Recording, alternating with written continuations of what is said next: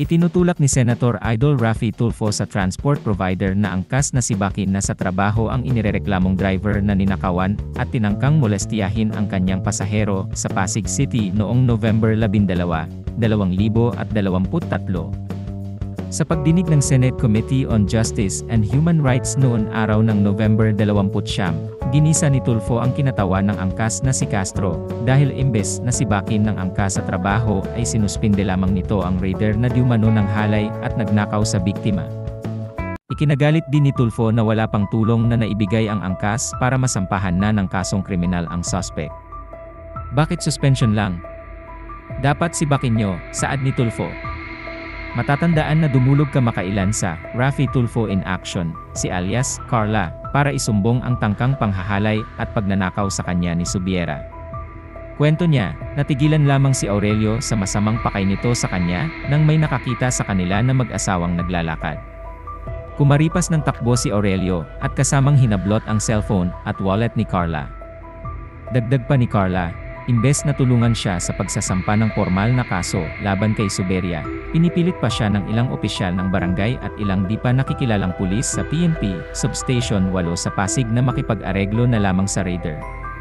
Tumanggi pa raw ang angkas na ibigay ang mga mahahalagang impormasyon ni Suberia kay Carla, dahilan kung bakit nahirapan makapagsampa ng formal na kaso ito laban sa suspect. Kaugnay nito, sinabi ni Sen Idol kay Castro na dapat ay palitan na ng angkas ang ilang opisyal nito, lalo na ang mga hindi sumusunod sa patakaran ng kumpanya at hindi sineseryoso ang reklamo ng customer. Umamin naman si Castro sa mga pagkukulang ng angkas at humingi ng paumanhin dahil dito. Upang maiwasan ang mga krimeng tulad nito, inirekomenda rin ni Tulfo sa angkas na magsagawa ng regular na drug testing sa mga rider nito dahil naguugat ang mas madaming krimen sa patuloy na paggamit ng pinagbabawal na gamot. Complainant nag-file ng blatter and then nag-reach out sa inyo, pinagtatago-taguan nyo hanggang sa pati kami pinagtatago-taguan nyo. Yes, thank you, Mr. Chair. Mr. Chair, considering this act is about motorcycle crime prevention, I think pinakamadali po, Mr. Chair, initially is mabago ng LTO yung data system nila para mailagay po doon yung mga motorcycles na nagamit sa crimes.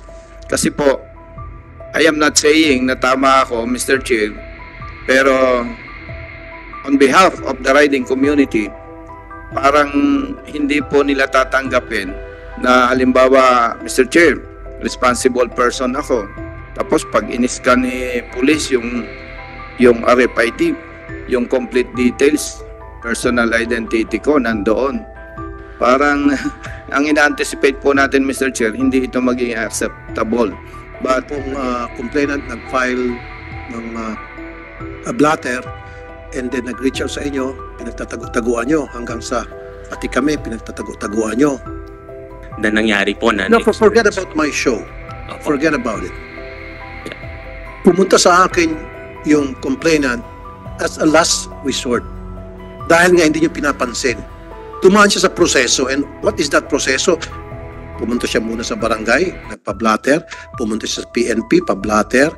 And then tinawagan kayo para kunin yung pangalan ng rider ninyo sapagkat ninakaw nga yung wallet at saka cellphone. Nandun yung mga information about the rider.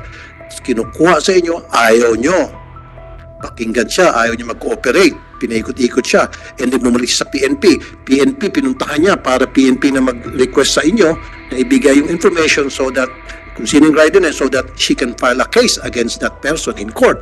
Again, yung PNP, inareglo ninyo. Kasi sa halip na tulungan siya ng PNP, yung PNP nag-discourage pa sa kanya, huwag ka na mag-file kasi mahabang proseso yan, matatagalan pa. Bumalik sa barangay, inareglo niyo yung barangay kasi yung barangay kumampi sa inyo at sabi, huwag na ka na mag-file, iha. Mahabang proseso yan, makipag-areglo ka na lang. So, ang ginawa niya, lumapit sa akin. Okay? It's not a question whether my show is the proper form or not. It's a question of you guys, dyan sa angkas, hindi kayo ang sumusunod sa proseso. Kayo ang pabaya sa inyong mga kliyente. Kasi kung sinunod yung tamang proseso, na tumawag yung inyong kliyente, tumawag yung PNP, pinagbigyan nyo, hindi na sana nakarating sa akin. Now, pinabayaan niyo makarating sa akin. Dito tayo ngayon sa Senado. Tama po yun, Mr. Senator. No? Gaya po na sinabi ko kanina, hindi lamang po kami humihingi ng paumanhin sa inyo and of course to our honorable senators and members of government. Pero Senator, lalong-lalo na po doon po sa ating pasahero. Admittedly po, ang CAS prides itself with the service for passengers. Pero dito po, Mr. Senator, kami po ay nagpapakumbaba. Inabot po kami ng 7 to 8 days bago po namin na naiharap yung pong ating pasahero doon po sa ating biker. And that by any standards po is unacceptable. Mr. Senator, ako po ay nagpapakumbaba. Ako po ay humihingi ng tawad on behalf of our company. And of course, sir, rest assured po, meron din po kaming sulat para sa inyo. Nandito po yung steps that we did. At ang pinaka-importante po right now, Mr. Senator, kaya rin po kami sumusulat for the past week po sa ating team. It's really ang priority po namin is yung ating pasahero. We want to offer counseling, we want to offer legal advice, medical service. But we understand that disappointed po yung pasahero sa amin. Ang priority lang po namin sa ngayon, maalagaan mo na siya. But rest assured po, Mr. Senator, we are not running out. We are taking accountability and responsibility for it. Ako po mismo ang humihingi ng dispensa po para po sa aming kumpanya. But rest assured po, sir, we will definitely, lalong-lalo na po for grave incidents, criminal offenses, sexual assaults. Actually po, Mr. Senator, just yesterday, we created a separate hotline na po for criminal offenses, among other action items po. And even in the organization po, Mr. Senator, we are starting a campaign on gender sensitivity and handling cases po of this nature. To be honest po, Mr. Senator... Okay, sir, let me catch you up. Masyadong mahaba na sabi mo. Okay, pang-PR yung sinasabi mo. If I were you, replace some of your people. Kasi may mga tao kayo dyan na hindi sumusunod siguro sa patakaran ng inyong kumpanya na kapag mayroong problema ang kliyente natin, asikasuhin agad. Hindi eh. Pinaikot-ikot. So, if I were you, find out sino yung mga tao nyo dyan na hindi sumusunod dun sa sinasabing you should take care of your customer. Tanggalin mo yun o ipa-seminar. Now, my next question to you is, di ba, kasama sa patakaran ninyo na kapag yung isang tao ay nakainom, kasi Mr. Chair, inamin po nung complainant na nakainom siya. Pero kung pinagsabihan siya na bawal ang nakainom, hindi na siya magpipilit kasi meron naghatid sa kanya. Meron, di ba, may patakaran kayo na bawal sumakay o magsakay ng pasaherong nakainom. Mr. Chair, Your Honor, tama po yun. We have that policy po na hindi po dapat... Is that being followed? To the book, to the letter? Mr. Senator, masasabi ko po... Because I've heard a lot na hindi.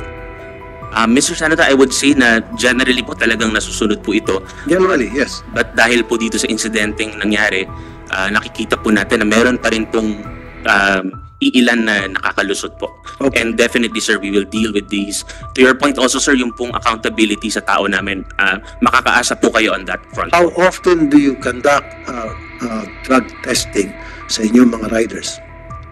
Meron po kaming annual, Mr. Senator. So, kasama po dun sa annual refresher po dun sa kurso, meron po tayong motorcycle training and safety course. No, I'm not talking about training safety course. I'm talking about drug testing. Kasi Yes. para sa isang rider na rape niya ang kanyang pasahero at pagkatapos pagnanakawan pa, yan ay gawain ng isang taong wala sa katinuan. At sino yung mga taong wala sa katinuan? Most likely mga addict. So dapat meron kayong regular na check testing sa inyong mga riders. Hindi po annual. Kasi annual, alam ko na, Enero na ngayon, magda-drug test. Diba, hindi mo nagagamit ng shabu para maging malinis. Dapat meron kayong regular drug testing. And then dapat doon sa mga pasahero, meron silang party do. I don't know if you're doing this in the US. They're doing it sa ibang mga companies na binibigyan ng ratings yung rider o yung driver. Do you have that kind of Yes po, Your Honor. And well noted din po, Mr. Senator, doon po sa random drug testing natin at intermittent periods po of the year. And chinecheck na rin ba na on a regular basis kung itong mga rider ninyo ay marami ng mga ticket violations, kasi kung marami, dapat tanggalin nyo na. Ibig sabihin, pasawa yun. Yes po sir, we monitor po the status of every rider, violations po, even yung expiration po ng kanilang mga lisensya sir, nasa aming dashboard po sir. So we monitor the profile and the activity of the biker po. Okay. Lastly na lang, Mr. Chair, siguro we have to come up with some legislation to protect the riding public against some riders. Hindi naman lahat, ano? Hindi naman lahat. Ayoko naman madama yung buong kumpanya mo at saka lahat ng mga, yung iba pong mga riders. But I want to protect itong mga pasahero ninyo, yung mga kliyente nyo. You should protect them because you will not be in business kung hindi dahil sa inyong mga pasaheros. So you should enforcers. I think si Colonel Busita, si Congressman Busita would like. Mr. Chair. You're nice, Congressman. Thank you, Mr. Chair. Mr. Chair, mag-interject lang po ako doon sa comment ni Honorable Senator J.B. Ejercito. Nabanggit po niya yung alarma, naka-red alert yung naka-alarm. And Mr. Chair, maganda po itong RFID, especially kung ang usually sa lang ginagamit sa crimes, yung mga nakaw ng motorsiklo. Parang sa four wheels din. And nabanggit po ni Honorable Senator J.B. Ejercito yung sa alarma. Mas magiging effective ito, Mr. Chair, kung ang HPG ay magkakaroon ng report sa every incident, especially yung crime incident involving motorcycle riders, yung report ng motorcycles para, sir, pag may RFID na, makikita kung stolen motorcycle ito. So, tama-tama, Mr. Chair, ang ano po nito ay Motorcycle Crime Prevention Act. So, tama po yon na yun mas ma-address sana ng HPG and the PNP in general, yung submission, Mr. Chair, ng mga crime incidents involving motorcycles. So, in the future, napakaganda po nito. Mr. Chair, in addition, sir, sa ongoing sa HPG, sir, meron kaming Highway Patrol Information Management System wherein we collate all the reports from the local police stations and the national from the HPG, sir. Meron tayong tinatawag na locally alarmed and national alarm.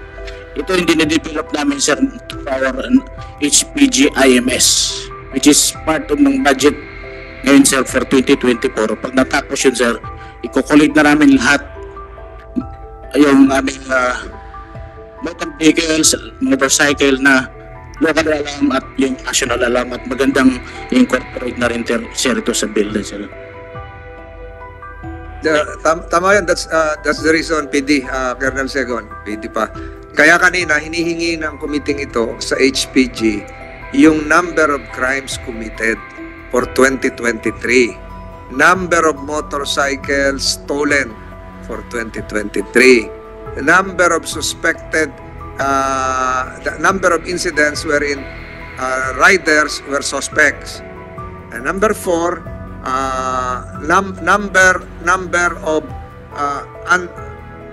number of crimes reported but not confirmed concerning motorcycles. So, lahat po ito, hinihingi namin ang pangako ni Colonel Ramos to be given within a week so that this committee can decide accordingly. Pero balikan ko si LTO, doon ba sa hindi ako techie, doon ba sa nakakabit ngayong RFID sa kotse at sa motor, o sa motor tayo, meron pa bang space technically para pumasok yung pangalan ng may-ari, address, and other personal details? Kasi ang sabi mo, ang nakalagay lang ngayon yung brand ng motor, engine number, etc. etc. Meron pa ba? Kasya pa ba? Kasi ano yan hindi naman one-liner lang ang kasya sa mga ganyan, di ba? Maluwag pa ba? Kung ano man ang tawag doon technically, gigabytes ba yun, kung ano man yun, kasya pa ba? Mr. Chair, may I refer the question to my colleague from the plate making plant? Opo. Under oath na kayo, di ba? Sige, i-oath mo muna, Comsec. Kindly raise your right hand, sir. This way to tell the truth and nothing but the truth in this public hearing. Thank you, sir. Thank you. Ayun, so ang tanong ko, yung RFID natin ngayon nakakabit sa motor o kahit sa kotse, ganong karaming data ba ang kasya pa na ilagay doon? Yung bang, halimbawa, ang previous owner ay si Mr. Juan de la Cruz. Ang sunod na nakabili ay si Mr. Pedro de la Cruz. Kaya bang ilagay pa yung detalye nila doon? O hanggang doon lang kayo sa yung Honda, o Suzuki, Kawasaki, Yamaha, hanggang ganun lang ba? Mr. Chair, kasi po ano nakalagay doon, kasama na po doon yung MB file number, yun ang pinaka-identity ng motor po. So sa system na po ng LTO, pwede po ma-retrieve doon kung sino yung owner, yung current owner, para malaman niyo po. So valid sa system na po na magagamitin sa future, so may option to upgrade yung system. So doon sa point of contact, insofar as the law enforcers are concerned, hindi kaya? Kasi yung police, halimbawa, may nangyaring ganito, iniwan yung getaway vehicle na motor, kung gano'n ang purpose ng batas. So nandun yung naiwan sa lampas sa crime scene, tinira ng scanner o ng gun, hindi pa niya makukuha, kailangan pang pumunta sa LTO? No sir, may mga handheld po kasi yung mga law enforcers po dati naka-online po sa system. Hindi nga, pupunta pa ulit sa system ng LTO. Not right there and then. Doon na mismo sa kanto, pangalawang kanto kung saan inabandon Actually sir, yung vehicle. yung Sarili lang niya, hindi naman ipag-usap sa inyo. Kaya ba yun? sa ngayon po hindi pwede doon sa ano, pero po may option to upgrade po para may yung chip po pwede pong lagyan ng data pa. Depende po yun doon sa application. Kung yung tanong ko, ganong kaluwag pang espasyo ang laman noong RFID na pwedeng isingit? Pwede yung 3 previous owners, current owner lang, delete na. Pag may bagong bumili na ng motor, delete na yung napatungan, hindi na matetrace kung sino. O, hanggang saan? Hanggang saan? Bali po, mati-delete, pero po sa system ng LTO, pag pinasok po yung in-scan po yun, babato yung handheld scanner sa system, ma-update po yung data po dun sa ulitin ka medyo halimbawa, yun, huwag naman mangyari, may gumawa, inabandon si getaway vehicle, kung motorman, iniwan sa pangalawang kanto, sa scanner, yung barrel, yung gun, so ang lalabas ngayon, Honda, Kawasaki, Yamaha, yun lang, so chassis number, ganon, so pag na-update, pwede lang ilagay yung pangalan ng Mr. Danilo Encela, yun ang pangalan nandun. Pwede bang gawin yon na hindi na kailangan i-surrender yung RFID doon mismo sa central office, i-encode? Pwede po sir, pag yung may bagong app na yung system na yun sa LTO po na mariretrieve doon mismo sa pag-scan po. Bali real time rin po yun pag binato sa central office po. Halimbawa, tiga Cavite ka, hindi ka na kailangan pumunta sa main office ng LTO para dagdagan yung laman ng RFID. Hindi na po kasi maka-online na po siya dun sa system ng LTO. Mababasa na rin po niya. Sa LTO, pwedeng halimbawa, ikaw nabili ni Pedro de la Cruz, kay Juan de la Cruz, yung registered new owner na nakabili, kasi sa batas, 5 days, i-encode na lang doon, pasok na ang pangalan niya. Sa system po. So, yung ating point of contact na law enforcer, iniwan sa pangalawang kanto, pag binuksan, pag ginan yung RFID, pangalan ni Pedro de la Cruz. Opo, pag na-upgrade na po yung system. Kasi so, hindi pa po kasi. What will it take us? What will it take the LTO to upgrade the system?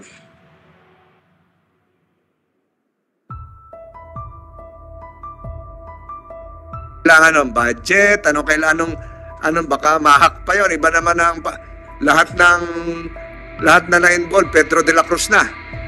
Anong kailangan doon? Kasi administratively, hassle yun na pupunta, every sale, pupunta sa LTO, o palitan yung pangalan, papalitan yung pangalan, yung laman ng RFID, medyo masalimuot yun. Pero if it can be done from a central office, na kayo na lang ang mag-i-encode, pasok na doon, okay, siguro yun. Can it be done? And what will it take to have that process done efficiently? Sir, as of now, sir, so kailangan po i-upgrade muna. So, babudgetan pa po yun ng May upgrade pupunta sa LTO office? sir, yung system ng LTO po. You say system sa central office. Apa. So pag sa central office, buong Pilipinas, kaya niyong i-update yung RFID. Yes, sir. Kasi nasa central po yung main server po lahat. So Naka-online meron na tayong ganun ngayon? Meron po ngayon. Meron naman pala eh. Kaya lang, hindi pa po upgraded dun sa pag-check ng ownership po. Hindi pa updated. Doon lang sa mga... So balik ko yung unang tanong ko, sir. Yung unang tanong ko, yung maliit na chip, ganong karaming data ang pwedeng ilagay doon? Mr. Chair, sa ngayon po, gaya po ng nabanggit po is ang kasya lang po dun sa RFID for now is yung MB file number, the plate number, engine number, and the chassis number. Yeah. Opo. Hindi kayang ilagay yung pangalan ng owner. Hindi kaya? Kakayanin po yan pag magbabago po ng sistema, Your Honor. So tanggalin na natin yung color of motorcycle. O, alis na yun. Yun na, ilagay yung pangalan. Isang line din na nawala doon. Di ba? Yeah, so what will it take nga? Kailangan bumili ng bagong system. So siguro isama nyo doon sa position paper ng LTO, magkano yung kailangang gastos dito para magawa ito. Di ba? Otherwise, pareho rin tayo. Yung ating binabaril doon is si Yamaha lang. Hindi naman tao yon. Tao yon sa Japan, yung nag-invento ng Yamaha. So can we have an exact approximation of the cost that would be entailed if we upgrade the system? Yes, Your Honor, we will conduct a study po, including our MID, the Management Information Division, which is in charge of our IT, kung paano po magagawa yun. Opo. Ang laking tulong ninyo kasi pag nagbenta, ang kailangan lang i-register yung sa ngayon within 5 days, i-register sa inyo, tapos mapapalitan niya na yung pangalan. And if it can be done to the motorcycles, it can also be done to the four-wheelers. Ang laki ng income ng LTO. Lahat ng gagastusin sa pag-upgrade, nabawi na. Kasi nga, kagaya ko, meron ako dati, 2 taon na, ay yung pa rin dating owner, hindi pala nilipat. Wala naman akong kasalanan doon, di ba? Wala naman batas na nilabag, open deed of sale. Kaya lang, yung pangalan, yung dating owner pa. Ang dami nating ayusin. Senator JB, Colonel Busitas. Yes, thank you, Mr. Chair. Mr. Chair, siguro po, initially, maganda po na kung possible, at least ma-update lang yung LTO sa data doon sa mga motorcycles na nagamit sa crime incident. With the intelligence of Colonel Busitas, we recognize the arrival of the chief of the LTO, Attorney Vigor Mendoza. Thank you, Attorney Mendoza, for coming. Ang dami na naming napag-usapan dito, pero yung mga tao mo naman sumagot na, i-affirm mo na lang yan. You may go ahead, Colonel Busitas. Yes, thank you, Mr. Chair. Mr. Chair, considering this act is about motorcycle crime prevention, I think pinakamadali po, Mr. Chair, initially is mabago ng LTO yung data system nila para mailagay po doon yung mga motorcycles na nagamit sa crimes. Kasi po, I am not saying na tama ako, Mr. Chair, pero on behalf of the riding community, parang hindi po nila tatanggapin na halimbawa, Mr. Chair, responsible person ako. Tapos pag in-scan ni police yung RFID, yung complete details, personal identity ko nandoon. Parang ang ina-anticipate po natin, Mr. Chair, hindi ito maging acceptable.